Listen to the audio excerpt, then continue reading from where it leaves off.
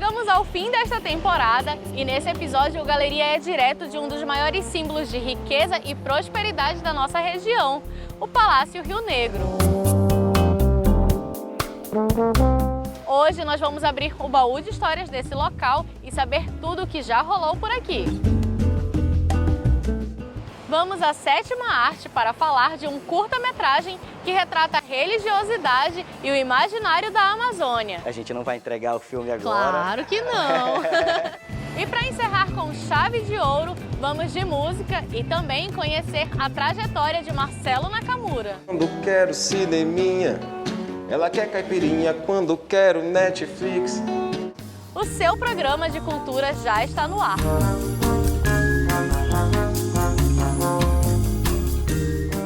Inaugurado há mais de 100 anos, o Palácio Rio Negro foi construído para ser moradia de um comerciante da borracha. Mas graças à sua beleza arquitetônica e valor histórico, o espaço foi transformado em um centro cultural e hoje nós vamos conhecer toda a história desse espaço.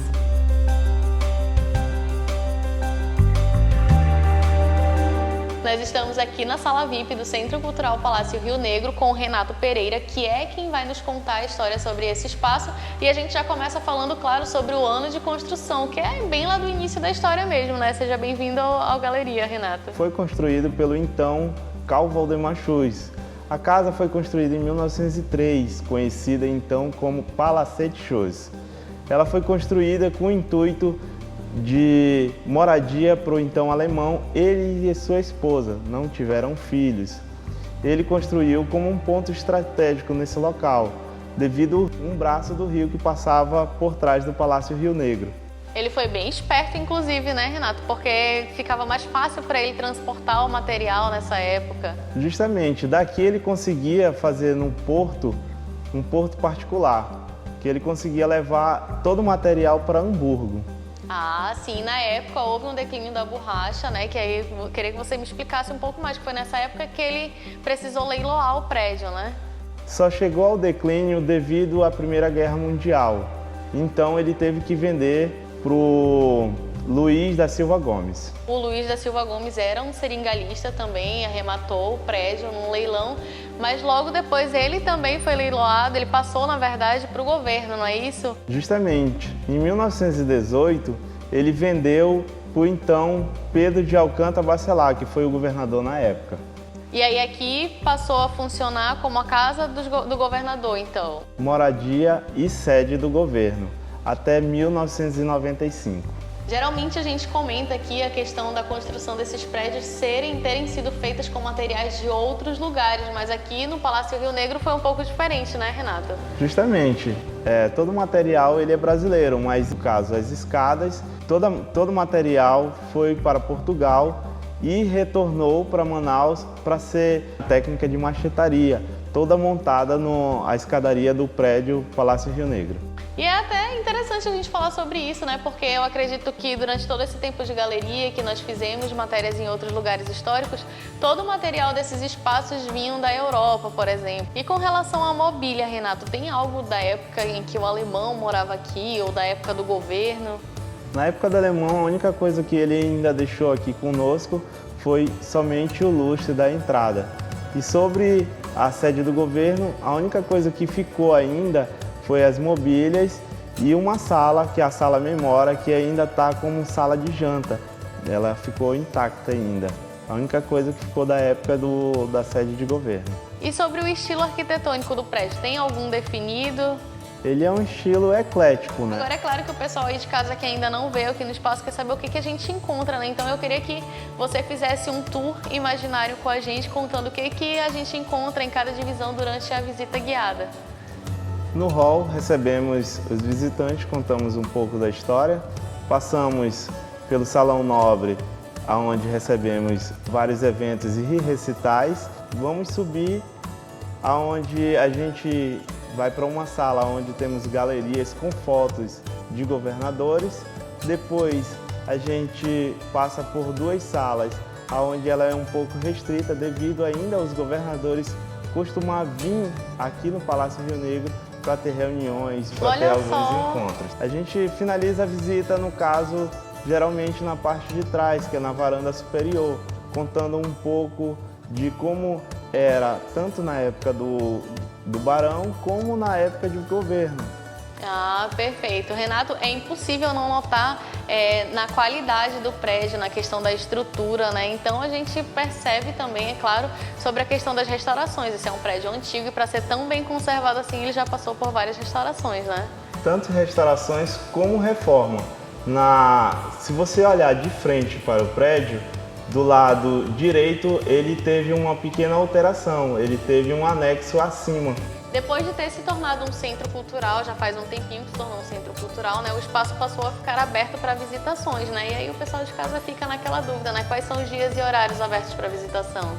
De segunda a sexta-feira, a gente está aberto de 9 até às 16 horas. No sábado, de 13 às 17 horas e no domingo, de 9 às 13 horas. Atualmente acontecem diversas atividades culturais aqui também, né? Eu queria que você comentasse um pouco sobre elas.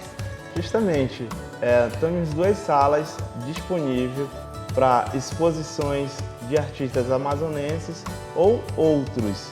A gente também tem recitais, a gente sempre está com atividades na casa.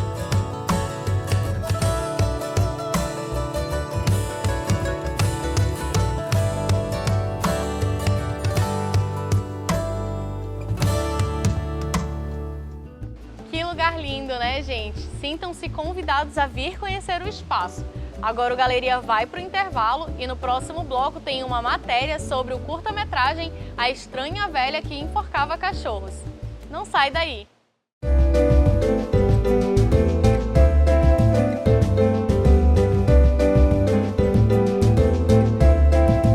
Curta-metragem que retrata a religiosidade e o imaginário da Amazônia, além de valorizar a literatura local. Eu tô falando da Estranha Velha que Enforcava Cachorros e vocês vão entender essa história melhor agora.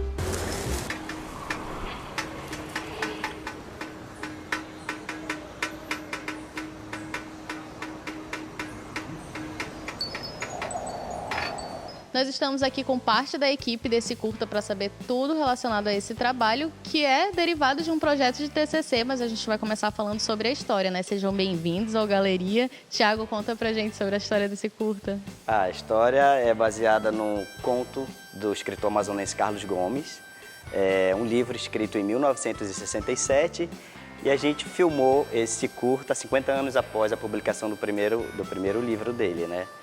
E foi um curta a partir do TCC, do curso de produção audiovisual da UEA. E a gente contou com vários parceiros, né?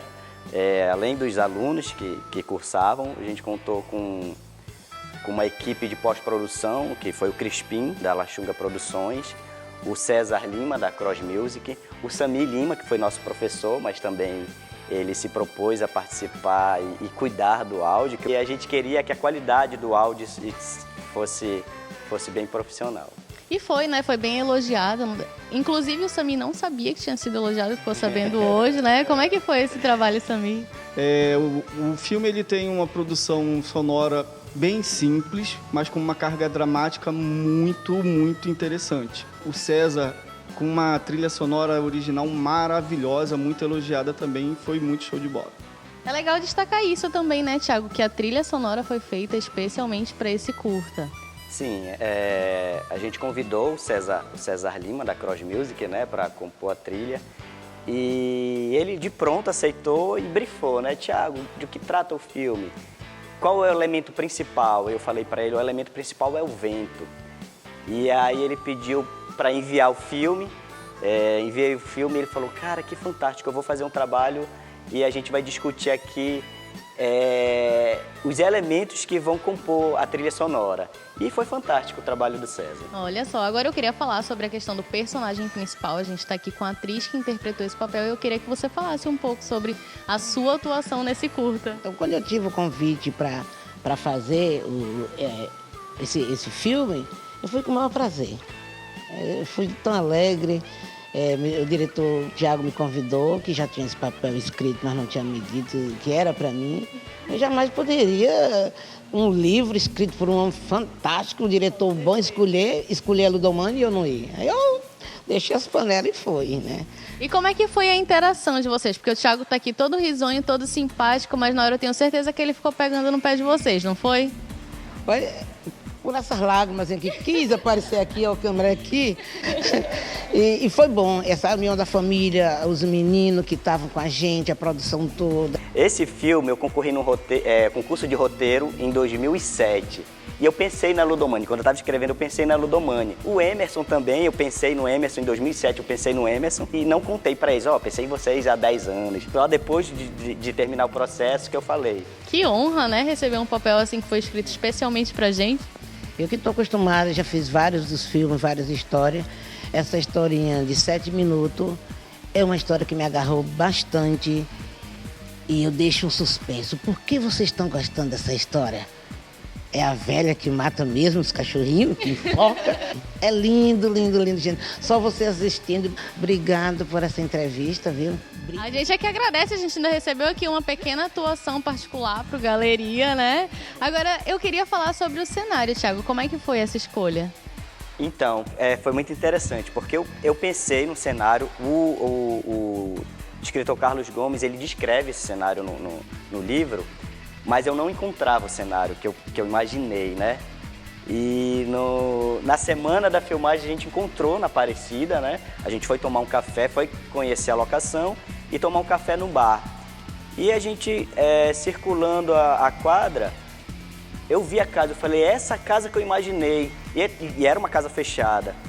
E nesse filme deu tudo certo. Falei para a produtora, que foi a Joyce Piranga, falei, descobre de quem é essa casa. E aí ela perguntou no bar, de quem é essa casa que tá fechada? E o dono do bar falou, é minha. Olha só. E a gente pediu autorização para filmar, a gente fez todo um trabalho de desocupar a casa, de transformar no cenário do filme mesmo. Então, deu tudo certo no filme, então as coisas todas se encaixaram. Samir, vamos falar sobre os desafios. Quais são os maiores desafios enfrentados por vocês para produzir esse tipo de material? A gente não vai deixar de falar que para se produzir bem é necessário ter um bom orçamento, essas coisas todas que muitas das vezes a gente faz na garra e na coragem. A gente poderia ter alçado muito mais coisas, apesar de, o nosso orçamento foi merreca, 19 festivais, você tá entendendo? Um filme de amigos, né? Uma coisa foi ótimo. Agora, Thiago, vamos falar sobre esses festivais, né? Então, é muito importante participar presencialmente dos festivais. O filme já participou de 19, né? Entre festivais, mostras, cineclubes, festivais online. E eu participei de 2, um no Sul, em Jaraguá do Sul. Foi o primeiro festival, então eu fiz questão de participar presencialmente. E quando eu cheguei lá, a organização do festival ficou assim, surpresa, né, com a minha presença. Falou, caramba, você veio do Amazonas para o nosso festival. E era o primeiro festival deles, era o festival mais importante da cidade, né. O destaque do festival foi a minha presença lá, né. E aí eu tô pleiteando agora, o próximo festival, é o 19º, em Goiás, é o Favera, Festival Audiovisual Vera Cruz. E eu entreguei uma solicitação na reitoria, né? Eu sei que o reitor, o magnífico reitor, Dr. Cleinaldo, é sensível às artes. E estou aguardando a resposta, né? Uma resposta positiva, para que seja atendida essa solicitação de passagens, né? Agora, Thiago, eu acabei pulando uma das perguntas que eu mais estava ansiosa para que fosse respondida, que é sobre o nome desse curta-metragem. Fiquei super curiosa. Por que esse nome? Então, eu li o livro inteiro, Mundo, Mundo, Vasto Mundo, né? E o que mais me chamou a atenção foi exatamente o título, A Estranha Velha que Enforcava Cachorros. E eu pensei, um filme com esse título vai chamar muito atenção. Com certeza. A Ludomani é a personagem principal, a gente não vai entregar o filme agora. Claro que não! Mas tem a ver sim. Claro que a gente aqui do Galeria vai deixar um trechinho para vocês aí de casa. E agora vocês podem conferir A Estranha Velha que Enforcava Cachorros. Esmola para São Sebastião. Esmola para São Sebastião. Era a mim que ela se dirige? Esmola para São Sebastião. Se era pro vizinho. Aqui ela pede esmola para São Sebastião. Esmola para São Sebastião. Esmola para São Sebastião.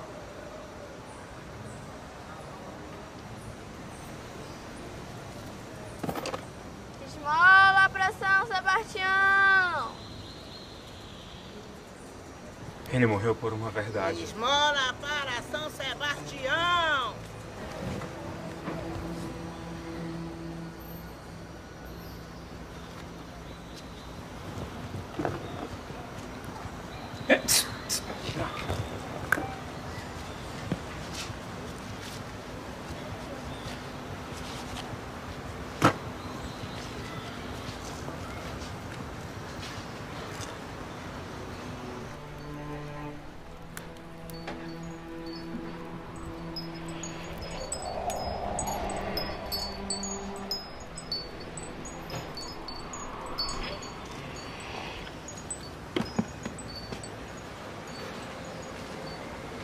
Olha, vovó mandou dizer que quando o senhor quiser enforcar cachorros, é só mandar que ela está às suas ordens.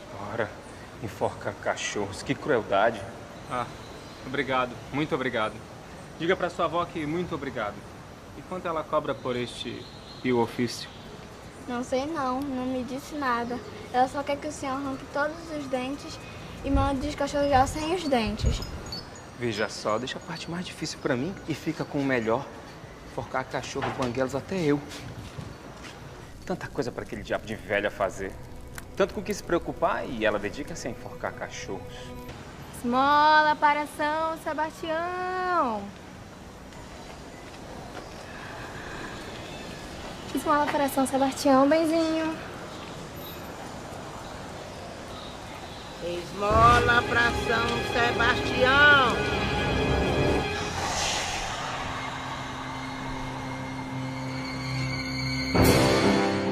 Eu espero que vocês tenham gostado da história. E, Thiago, vamos dar sequência a esses trabalhos, hein? Agora o Galeria vai para o intervalo e na volta tem um bate-papo com o Marcelo Nakamura e é claro que ele vai cantar também. A gente volta em 1 minuto.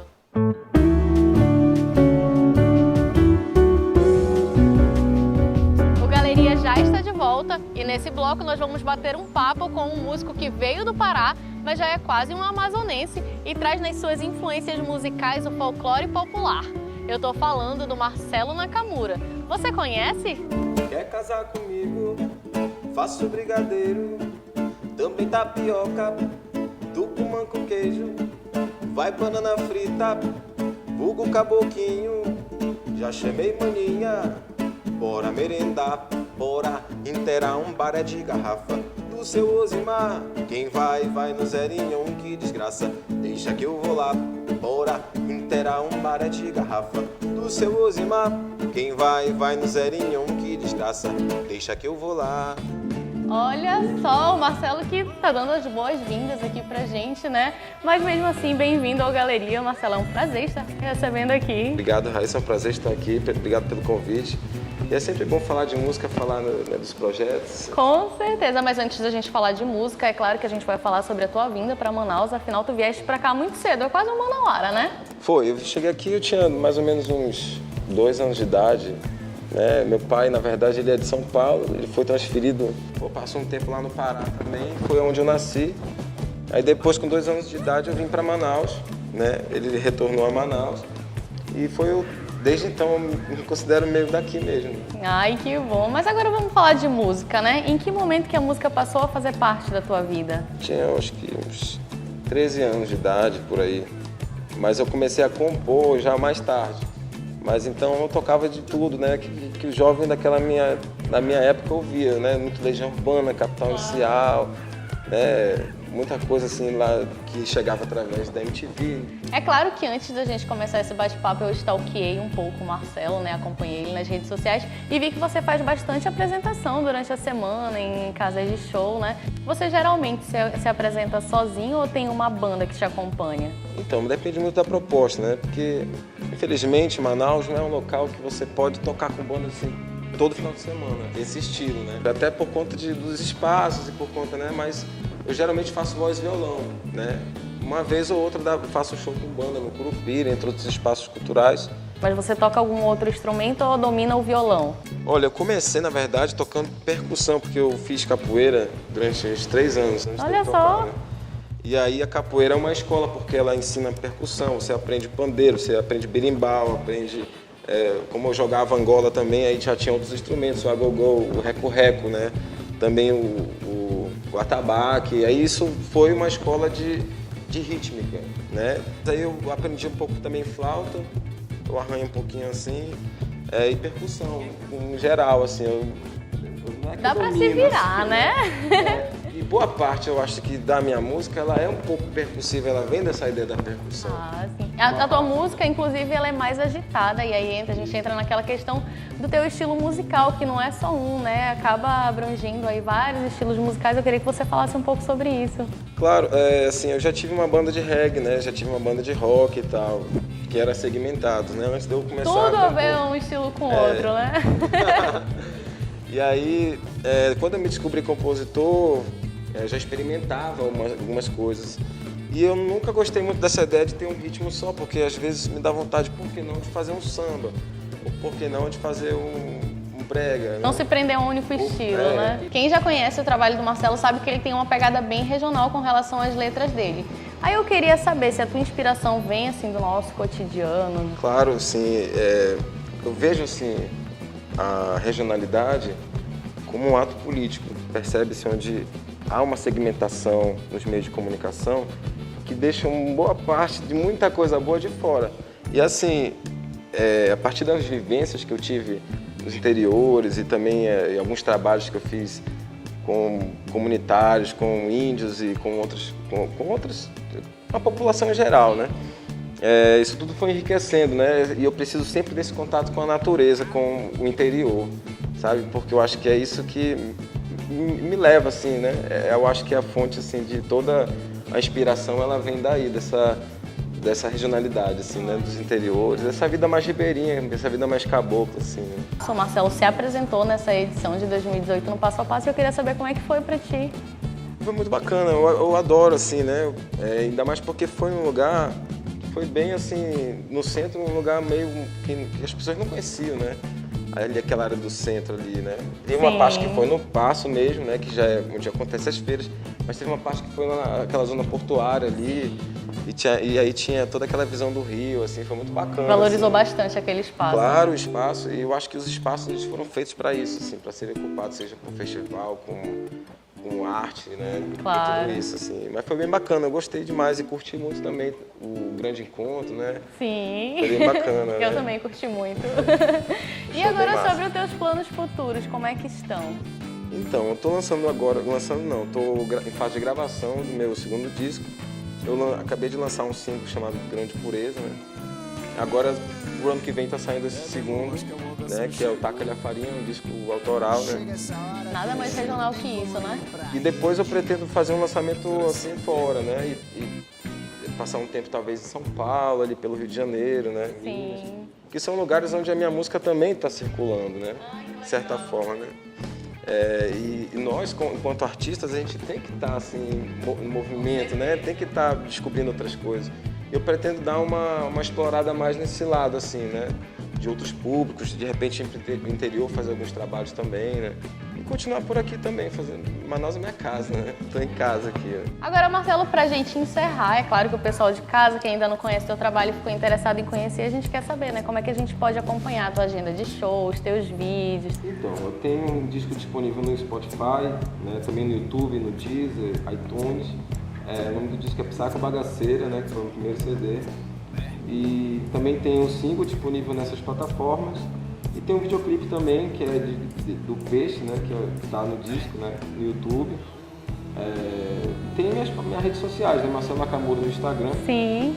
Mas agora chega de papo, Marcelo, eu te convidei pra gente encerrar essa temporada do Galeria e eu queria encerrar com uma música bem pra cima, que o pessoal de casa gosta de agitação. Vamos lá? Sim, vamos nessa. Vamos lá.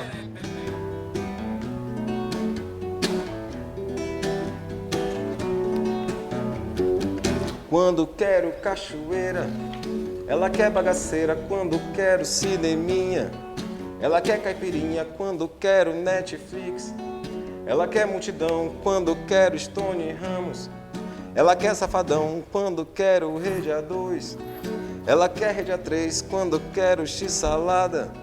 Ela quer japonês quando quero um chameguinho. Ela vem maltratar quando quero meu cantinho. Ela quer viajar. Fico lelé da cuca, sempre contrariado. Caio na estripulia. E ela diz: seu descarado, se tu não chegar aqui em 5 minutos, está tudo acabado. Cada qual para o seu lado, cada qual para o seu lado, está tudo acabado. Do caso encerrado, cada qual para o seu lado. Finalizar uma temporada unindo história, cinema e música é só pro Galeria, é claro. Quero agradecer a todos vocês que nos acompanharam durante todos esses episódios e dizer que agora o programa entra em temporada de reprise, mas no próximo ano a gente tá de volta com mais show de cultura pra vocês. Tchau! Minha vida, menina, teu cheiro de flor, beleza que me fascina. Nosso amor baré tem canto de cachoeira, tristeza que dá no pé. Quando você chegar, desse amor faceiro, cheio de rima que me encanta, panzeiro que me balança, nesse rio a navegar.